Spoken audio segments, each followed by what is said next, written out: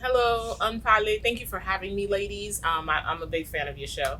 Thank you for being so informative and making sure that the community has the information at the right time. I'm an educator. I've been in the system for about 20 years, all levels. I've taught every single grade imaginable. Um, yes. And last year we included a pre-K, and I just had lunch with them, and it was really fun.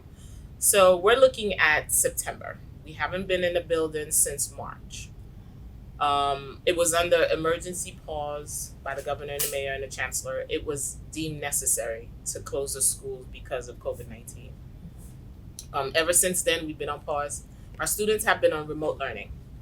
To honestly say, of course, everything has their hiccups. This was the very first time. But I must say, I must compliment my colleagues, the parents, administrators. We were able to move 1.1 million children onto remote learning within 3 days. Wow. Mayor shut it down March 16. By March 16, the minute I heard the news, I was already up finding ways how we're going to do this and how I'm going to, make sure that the staff knows what they're doing tech wise, how we're going to move. And then we had to find out how we're going to get devices into the hands of the kids who did not have access to device. So we were able to do that, put the kids on Google Classroom, set it up. They had to check in every day, call in every day. When we didn't see them, we called. Wellness checks on parents. We had parents that were COVID-19 positive, so some of them were away from their children. Some of our students, their parents passed away. So this was a rough and tough situation, not only on the students, but on the teachers that lost family members, students who lost loved ones as well. Our heart and condolences are always with these students, more than ever. So returning, it's good, tricky. I know kids want to go back. Boy, I miss my kids. I miss my hugs. I love what I do, being with my kids. One of my favorite places people always know is being in the school. As long as I can see some kids, they inspire me, I inspire them. When we go back, it's a lot at stake. How do we make sure that we are safe? And not only the students, but the educators too, the staff. You got to think of us. We have families as well. We have families that we're going to go home to. For example, myself, I have an older mom who was already in the hospital for 10 days. So going in, I have to be extra careful. PPEs, hand sanitizers, temperatures have to be taken. Those are the guidelines I think I want the schools to follow, DOH and CDC. Temperatures taken at the door. PPE masks. If a child is found positive, has to be isolated. Classroom has to be steamed and closed. They have this new green machine that they steaming everything down. That has to be in place. That's a couple of weeks away. So we got to make sure that we are on our A game when we receive. Yes. The mayor said he has 4 million PPE masks. He has over 35,000 or 350,000 bottles of hand sanitizers in every room. It's going to be different. For example, when I went to I'm part of the Reimagine team that went to measure. So we had to measure square feet in order to know how many kids could sit in a classroom. So if the classroom had 24 students, now we're going to go down to 12. If it had 12 students, we're going down to 6. And each student's 6 feet apart. It's going to be instructional breakfast. That means while they're learning, they're having breakfast. Instructional lunch. That means you sit in place for 6 hours. Of course, there will be exceptions made for students with medical conditions, but however, you have to think about it. I don't know how a pre-K is going to sit there for 6 hours. I can't sit for 6 hours. I can with a mask on top of that. With a mask on. And you got to think about the kids that are intellectually disabled. Yeah. For them, fidgety and moving is motion for them. Like they That's can't part of sit their- still. Yeah, they Yeah. have to be moving around. So we have a lot to think about. And school gets out at 1:30. It's not an all day. It's 8:30 to 1:30. And some of the stuff. Gets off at 1:30 from Yeah. That's just a reality check. Well, they'll what be parent after gets off school. at 1:30? All after schools School? will be moved virtual. Yeah. Again, who gets off at 1:30? Well, I know. I know that was one of the things we had a town hall meeting yesterday. In my school, it's 1:30, and the parents have to adhere to that, which is kind of hard. Yeah. I know. So I don't know. We have a partnership with Boys and Girls Club and some other churches around the neighborhood. I don't know if they're gonna design their programs to fit wherever DOE leaves off and they'll pick it up. But then again, if we're doing social distancing and physical distancing, they can only take but so much kids. Yeah. So that's where a lot of planning have to come into place. Childcare. A parent has to work. If parents haven't been working, our economy is never going to take off the way it is. Yeah. Full virtual learning. You're at home 5 days a week, learning from a teacher. They're trying to get as much FaceTime, because a lot of teachers was just posting to work and they never did FaceTime. Yeah. My teacher, my son's teacher, she did a lot of FaceTime. She gave assignments from 8 to, let's say, 11. He did it on his own, and every 11 o'clock they got on together and they did math. And he really liked that. Like, she had a whiteboard, she was doing her problems, and he was following along, raising his hands, and it gave him a sense of normalcy. Some teachers had the option to do face-to-face, and some of them didn't. I find that a lot of kids felt like the gym teacher for my son, they had gym. Like, he would be on Google Meet and he was doing stuff. Yeah. They were doing activities, they were exercising, they would have parties, a movie night. So it gave him a sense of, okay, I'm home, but I'm still connecting with my friends, because his friends came on, they talked. And the other teacher, what I liked was, at one point she got off, she said, okay, you guys haven't seen each other, I'll let you guys talk for 15 minutes. Yeah. So they got together, they talked about shows, games, and what they were doing for the summer, which wasn't much around the house, from the living room to the kitchen to the back. Yeah. So, but it gave them a chance to reconnect, even though there was, a computer screen between them. Yeah. Yeah, but it gave them a sense of normalcy. I'm happy. One of the things I keep saying, we have to adjust. We have to learn to adjust. If something doesn't work, we adjust. My question would be, as far as the barriers and coming back in September. So every student pretty much got promoted. They're going up. Yes. But, each student, it's going to be a little bit difficult, because some kids haven't been learning during the summer, or they haven't been doing work or whatever. They may be behind. How can we conquer that? How can we pick up where we left off? Coming back, one of the first thing you usually do is assess. Okay. You see where they are, Mhm. and then we work from there. Okay. That's going to be one of the things. Of course, there's a big learning loss that happens during the summer. But with this pandemic, it's even worse. Yeah. So it made it even worse. So we'll find kids that are behind, kids that were where they needed to be, but they fell behind. Some kids will keep up, Mm-hmm. and while others have fallen behind. So what we'll do, as they enter, we assess, we pick up from where they are. If they need extra support, we will provide them. Not only academic. So we have to think about students who lost parents. So we're going to need counselors. Emotional. We're going to need social emotional learning. And one of the things we have to fight for, and we've been fighting, every school needs a nurse. Yes. And that's one of the things we didn't have. And some schools didn't have nurses. They had to What? share. Yeah. Yes. Same thing with physical therapy. Yep. OT, OT, PT. OTP. You have to share that. Speech. I have for example, there's speech teachers that work 3 days at this school, 2 days at another school. Wow. Mhm. Some things, but psychologists is the same way. They work 3 days at one site and 2 days at another site. So now we're going to need more counselors, more nurses, more teachers, social emotional learning, because we lost a lot. Not only did we lose time, we lost contact. Cool.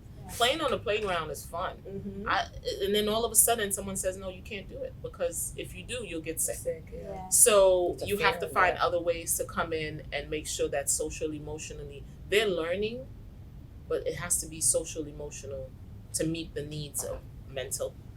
There's their parents who need mental. There's students who lost. I was in a 5th grade class. I have a 5th grade class that I work with, and one of the kids in Google Classroom, she just typed, she's like, I'm not gonna be here tomorrow, Miss Joseph. And I said, why? Well, I'm going to my father's funeral. But it was the way she said it, So like nonchalant. it became the norm for us for some reason or the other, that we were losing so many friends and neighbors. And then you'll just hear, oh, so and so was in the hospital, but then you won't hear they came out. You'll hear, oh, they passed on. So it's a lot. And to be 9 and 10 years old, and my 5th graders, this was their senior year. There was no senior trip. There was no prom. senior No prom. prom, And usually graduation. I act up at that prom. I know half the time they were like, okay, go. But that I miss that too. Yeah. There's our trips, we miss that. And I miss the camaraderie. My girls, I do girls who code at my school. So all of a sudden I had to shut that down. So this year I'm going to try to do it virtually. I still want to close the gap in technology when it comes to gender. So that's one of the programs I work. And I have Moving Mountains that I work with, which does theaters and chorus and dance. And my kids need that. They need that, because our motto is educating a whole child. So we try to make sure that we are. So, of course, we need nurses, we need mental health professionals, We need safety first. Safety is key for me. Mhm. Making sure the kids stay safe when they go back home, whoever they live with. Because we live in New York. We don't live in the suburbs where the houses are far away from each other. We literally live right On top of each on other. top of each other, Yeah. literally. So when they go home, they have to make sure that they go in their grandpas, people with health compromised immune systems. So we got to make sure we send them back home safely, and they come to us safely. Safely. Yeah. So will there be available testing for the kids? That's one of the things that's on the table right now as we're speaking. I feel that the teachers should be tested. Turnaround time should not be 15 days. Mm. Mm-hmm. Results should be 24 hours or 48 hours the latest, because if you wait 15 days, you're supposed to be quarantined for 14. Yeah. Correct. So what's the point? What are the resources that are available for parents? Mainly the parents who do not speak English, or the parents whose education level it's not up to par, I guess, for them to actually help Assist their kids. kids, yeah. Assist the kids. So because I know, because from clients we've had who were struggling with the English language, and then they had kids, they couldn't even help with their The homework. homework. Mm-hmm. So it's just like, so these kids are falling behind because parents couldn't help them, or the parents like who barely know how to read or write, but who can't provide that assistance. So what kind of resources are available to them? One, they can, whenever they call the DOE or come to school, there should be someone there to receive them in their native language. And there's a list as you come into, for example, my building, you come in, there's a list of teachers that speak those languages. Yeah.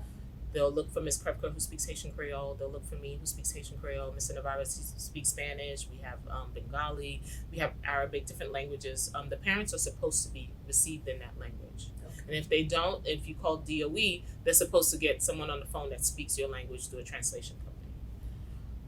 In terms of helping with, there are different organizations. Your parent coordinator should also. Every school in New York City has Should have a parent coordinator. coordinator. Should. Mm-hmm. The parent coordinator Should. is supposed to provide that support for you, tap you into resources that are available. For example, there's one organization I love that works with middle school and high school. I love Flamboyant. Mhm. Their job is to fight for the parents that cannot speak Yeah. English. Their whole job is to make sure that multi-language learners, their households are represented. They fight for equity, make sure the kids have access. I know that was one of the things they did a lot with making sure the kids had their devices, making sure the kids were online. And if they weren't, they would go in and provide that support. So there has to be different organization, but the parent coordinator should be your first stop. So if a parent were to choose 100% remote learning, but they're not Tech savvy. tech savvy, that's one. And then they don't know the language, don't know English. So will they have somebody who's gonna help or guide them Advocate. through the process? To set up the device, or to the whole process itself. The whole The whole process. process of Yeah. Set up the device, even like provide assistance with their child's schoolwork, Mhm. because Yeah. that's also The a big- teacher, the like a teacher's online supposed to tool. also provide that type of support. And let's say it's a multi-language learner, I'm the ENL coordinator for the school. They would be in touch with me. I would make sure that they have the proper support, whatever it is that they need. If it's in their native language, we usually shoot it out in their native language. Even when it was time to apply for the iPads, you're able to send it out in Arabic. I was able to shoot it out to the parent in Arabic, and they can fill out the form, and they could do it. I could send it out in Haitian Creole. I could send it out in Spanish, and whatever other languages they have available.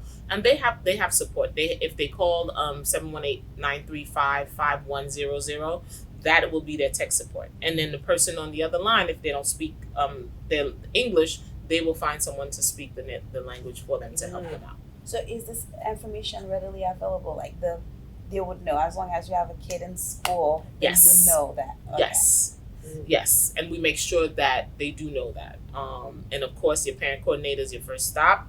And if he or she should be able to refer you to any agencies and support. If the school doesn't have the service or he doesn't know, he should be able to find the resources. That's his job. He's your first stop. Parent coordinator, that's your 411, that's your info guy. He should know, him or her should know. That parent coordinator, they're the ones that's hitting us up Like they're contacting us? Yes, there's a lot of times they call you for workshops. Oh, okay. They call you for information, and if you don't know, you call them too.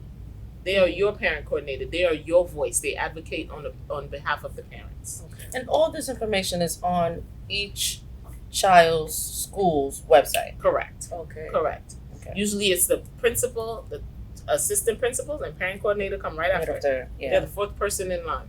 So they are the person you reach out to with any questions, comments, statement, even if your kid is having a problem.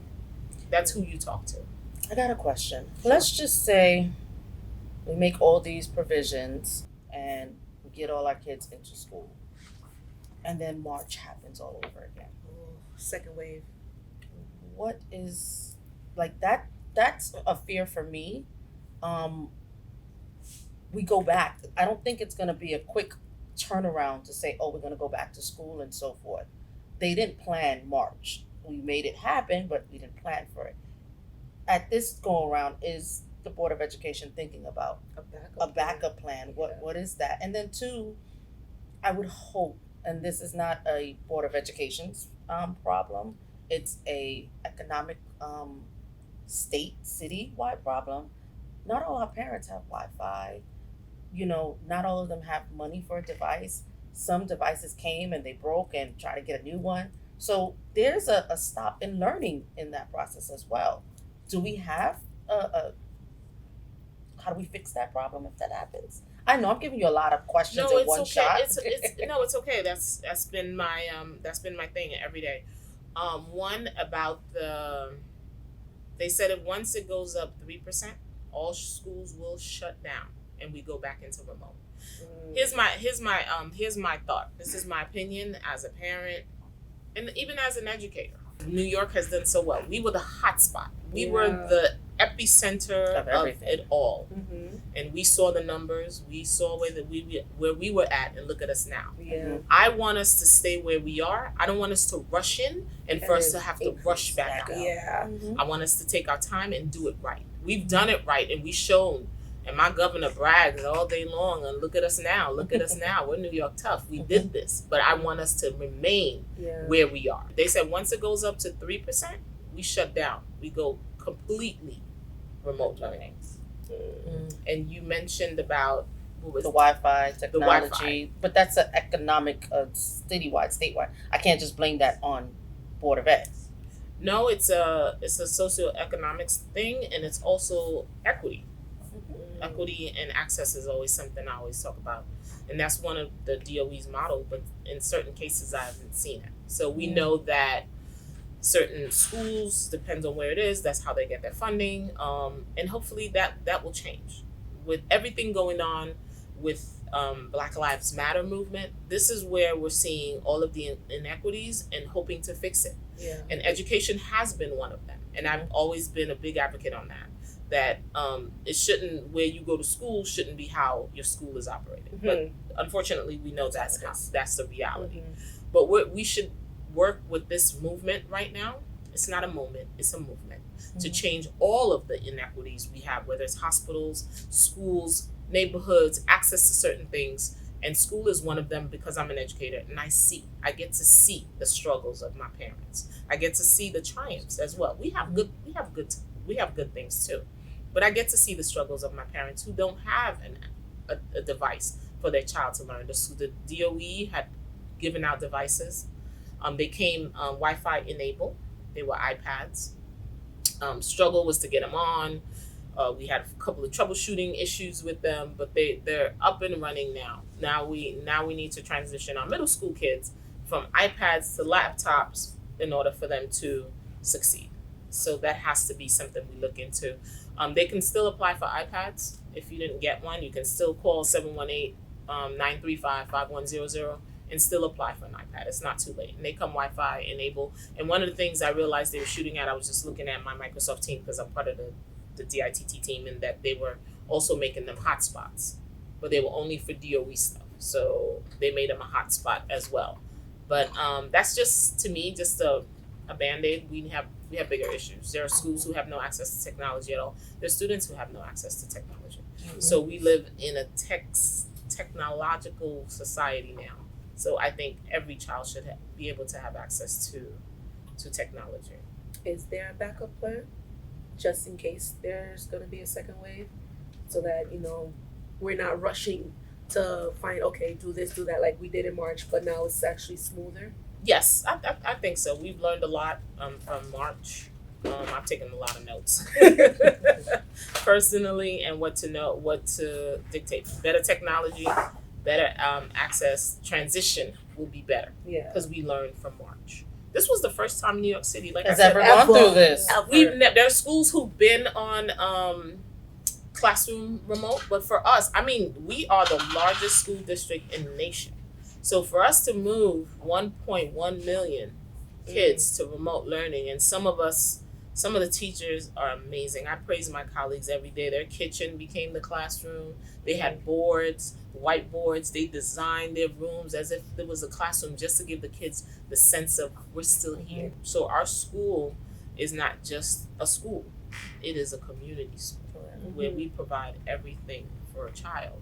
Not every school is that way, but again, the school building is important for them. Again, my first thing, safety first. My dean, Mr. Brown, always says safety first. So we coming back, it has to be student, teachers, the whole building has to be safe, has to be clean. They said deep cleaning every night in order for us to come back and be safe the next day. As a parent, my kid was like, oh, I want to do blended learning. Because he wants to go into the building. He misses that. Yeah. I told him I'll build a building in the living room and he don't have to go nowhere. But I think it's the walk. We usually walk to school and we talk and we look at stuff. And he's 10. So we talk, and I think he misses that. So he's like, I want to go in the building at least twice a week. So I'm like, I'll think about blended learning for him. In order to get him into the building so he can see other kids. But I'm like, when you see them, you can't play with them, man. It's like, yeah, you can't play with them. So It's easier said than done. yeah, Even just as adults and coming back to work, and I know I can't give you a hug, but I miss a hug. Yeah. I miss, that human interaction. So I can't fault a child who wants to just give a hug to their friend. Like, I don't want you to get sick, but I also know how good it feels just to say, hey, friend, I miss you. My kids who lost their parents, I can't hug them and say, I'm here for you. Yeah. You know I'm here. It's like, hey, I'm doing it just because I want you to be safe. We're wearing a mask because I want you to be safe. So it's going to be a roller coaster. That's where the mental health is going to come in. It's going to be very, very important. The mental health support. Even parents. Whether how sometimes I'm like, I'm good. No, you're not. Patience. No, Because a lot of time we take everything in. we Yeah, internalize internalize it. everything. Yeah. We don't say, So you know what? because we have to be stronger for our children, for our parents, for our Family friends, members. and family. So we internalize everything. So we do need that mental support because like, no, you are not okay. Yeah. Them. No, that's the thing. You can say, it's okay to say, I'm not okay. Yeah. I'm not okay. but a lot of times, like mainly in our culture, it's No. like I think Very it takes rare. a breaking point Yeah. where, you have to hear someone else's story or be in a setting like this where it is a support system. Yeah. And then you can hear one person saying, okay, this happened to me. And that's when the stories come out. That's when the tears start. And that's when you start realizing, okay, they needed this badly. It was something that was necessary. But in addition to that, which just something popped in my head, do you find that during this time, because school is a safe haven as well, Absolutely. for parents that are abusive, people that have been drinking, parents that are abusive verbally, physically, how do we save those kids that we can't see on a regular basis? I agree. That was a population I thought about a lot. That It's we didn't get to see scary. them. The school was, that's what I'm saying. The school building is It's your everything. safe haven. It's a safe haven. Yeah. Absolutely. I know they said there was a rise in domestic violence. Very much There was a so. rise in drinking. Jesus. And I noticed that during the pandemic, I thought about that. I was like, why are liquor stores open, guys? Why are liquor stores open? Are they essential? And they made it essential. Yeah, They made them essential.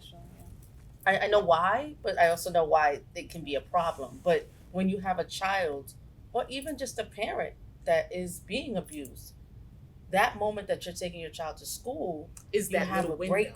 Yeah. Like you can breathe, and Right. you know, and the child is not seeing the danger stuff, or you're yeah. breaking. And when you do come back home, you can cry your eyes out and all those different things and hide. But when you're stuck home with the abuser or the assailant, and your child is there seeing all of this, how do we fix that? And there's, in addition to just, okay, education, COVID, there's all these other different closure of a lost one. You're not going to a funeral, you know, not being able to see your friends. You don't, it's just so many different things that are compounded on top of each other. We're discussing New York City and our kids returning. But kids in South Carolina, Florida, Virginia, they start Georgia. school in August. Yes. They already started, and all you hear is these different spike Yeah. of COVID-19. So they have to shut down again. Shut down kids. again. Yeah. So I'm like, Like, do what's we the really rush? want to do that? Do we really want to expose? Okay, it's one thing for an adult to, you know, have to focus on these different things, but a kid's scared, Right. and then your parent, as the parent or the legal guardian or the caretaker, whatever you want to be for that child, and the child can't breathe, or you have a child who has respiratory issues, asthma, it's just too much. We try to shelter them as much as possible, but they're still listening to us talk. They're still listening to the news. And then it also affects them. So that's why having conversations with them and finding out how they feel Mm-hmm. and just gauge what their thought process is Right. about COVID is tremendously helpful. I think having those talks and letting them watch the news, and even though this was a hard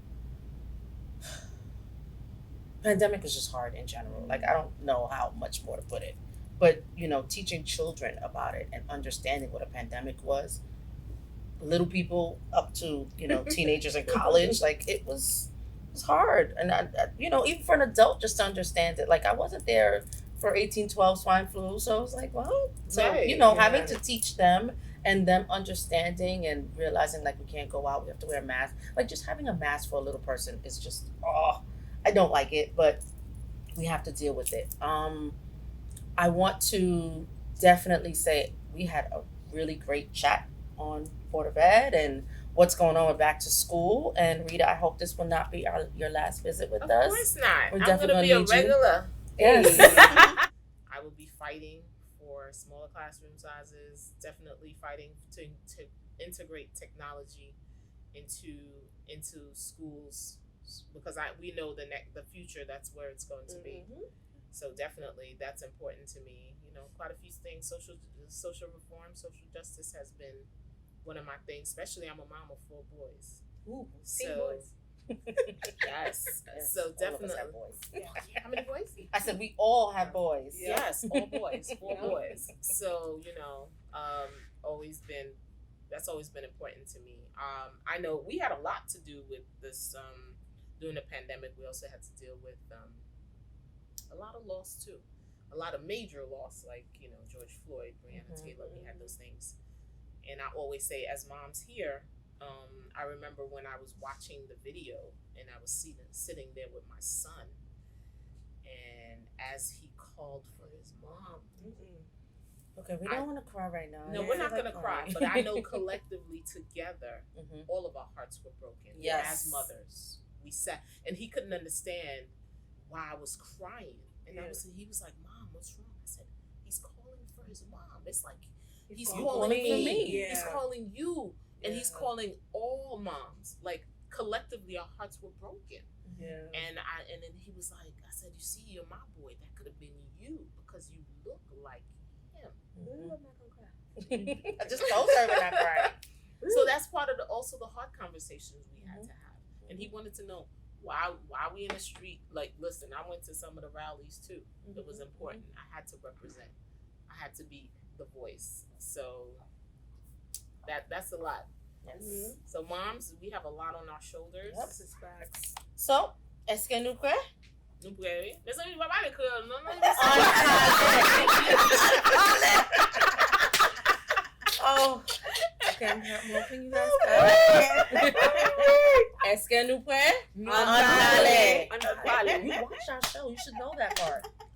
Now we have not one lick of Creole. Oui, nous pas parlons mot créole, non? Yeah. Bon Dieu béni nous.